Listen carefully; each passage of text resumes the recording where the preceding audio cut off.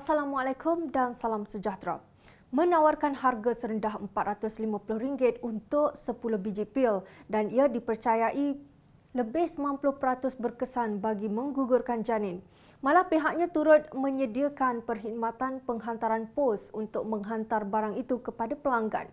Itu antara pengakuan wanita yang menjual pil gugur janin menerusi blog. Sementara itu, lelaki warga Bangladesh ditahan selepas dipercayai terbabit dalam sindiket memproses daun ketum bernilai lebih RM200,000 dalam serbuan di Pulau Pinang. Semuanya dalam kalender jenayah 12 Mac 2016. Jabatan Kastam Diraja Malaysia JKDM merampas 88 kg ganja selepas menahan lelaki warga Thailand di Kompleks Imigresen Kastam dan Kuarantin ICQ Padang Besar Perlis. Lelaki berusia 37 tahun itu ditahan ketika memandu kereta menggunakan nombor pendaftaran Thailand dalam keadaan mencurigakan. Nilai rampasan dadah itu dianggarkan bernilai lebih RM300,000. 58 individu mengaku tidak bersalah di Mahkamah Tinggi Syariah Kuala Lumpur atas pelbagai dakwaan termasuk mengambil bahagian dalam kepercayaan ajaran Mila Abraham. Semua tertuduh yang berusia antara 20 tahun hingga 59 tahun dibenarkan jaminan dan sudah mengambil peguam untuk mewakili diri mereka. Mahkamah menetapkan 5 hari bermula 30 Mei ini untuk perbicaraan. Pada 2 Februari lalu, Farzli Rahmat, Hamatan Mezi Wahab dan Si Hadel Saamah masing-masing didakwa atas 2 tuduhan iaitu menjelaskan doktrin berhubung agama Islam yang berlawanan dengan hukum syarak dan mengajar tanpa tauliah.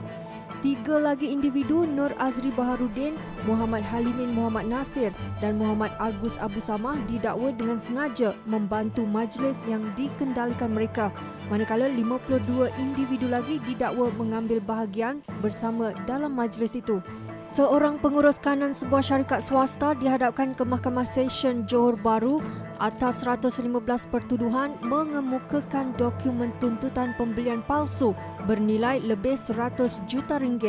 Tertuduh Fu Seh Wan berusia 39 tahun bagaimanapun mengaku tidak bersalah terhadap semua pertuduhan itu. Mengikut pertuduhan, tertuduh didakwa memalsukan pesanan pembelian membabitkan 3 syarikat tanpa pengetahuan majikannya. Segelintir wanita sanggup menggadai nyawa, menahan sakit dan menanggung risiko apabila menggugurkan janin daripada perhubungan haram dengan teman lelaki. Mereka dikesan mencari maklumat di internet sebelum mengenal pasti dalang yang menyediakan perkhidmatan untuk berbuat demikian. Mereka rela memasukkan pil ke dalam kemaluan untuk menggugurkan janin itu. Wartawan Harian Metro menjejaki wanita yang berbuat demikian dikenali sebagai Tasha dan berkongsi pengalamannya untuk pengajaran kepada semua. Seorang wanita warga Filipina dipercayai ejen pengeluaran sijil kelahiran dan kad pengenalan MyKad palsu ditahan Jabatan Pendaftaran Negara JPN dalam UPS ID di Kampung Gelam pagi Khamis.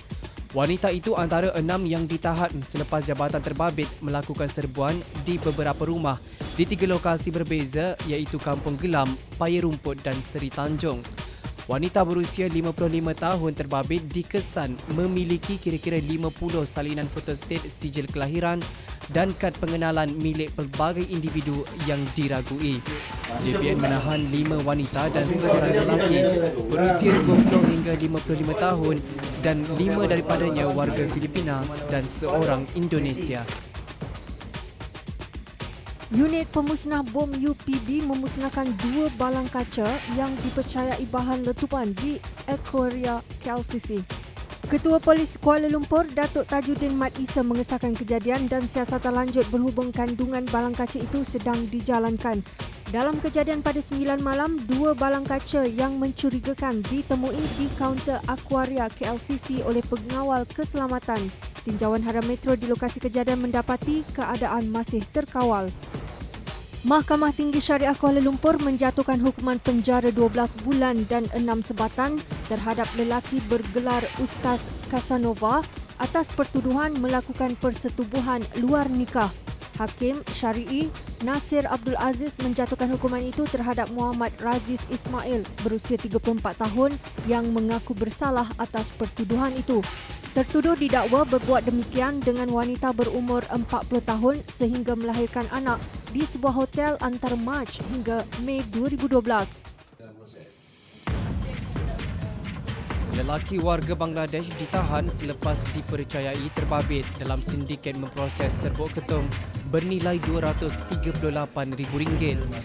Dia ditahan di dalam sebuah rumah yang dijadikan mamal ketika sedang memproses serbuk itu. 2,838 kg serbuk ketum ditemui bersama beberapa peralatan memproses dan mengisar serbuk ketum. Kes disiasat mengikut Seksyen 30-3 Akta Racun 1952. Bekas pemain Piala Presiden T-Team dijatuhi hukuman penjara 2 tahun atas tuduhan memberi keterangan palsu. Keterangan itu diberi ketika menjadi saksi dalam kes perbicaraan mengatur perlawanan bola sepak membabitkan T-Team dengan Pahang pada Februari 2010. Hakim Murtazadi Amran membuat keputusan itu selepas Muhammad Azwan Hussein didapati bersalah terhadap pertuduhan mengikut Seksyen 27-2 Akta Suruhanjaya Pencegahan Rasuah Malaysia SPRM 2009. Mengikut pertuduhan, tertuduh didakwa memberi keterangan yang tidak selaras ketika perbicaraan kes bekas jurulatihnya iaitu K. Rajendran dan Sufian Ngah di Mahkamah Seksyen 1 Kuala Terengganu pada 3 Disember 2012.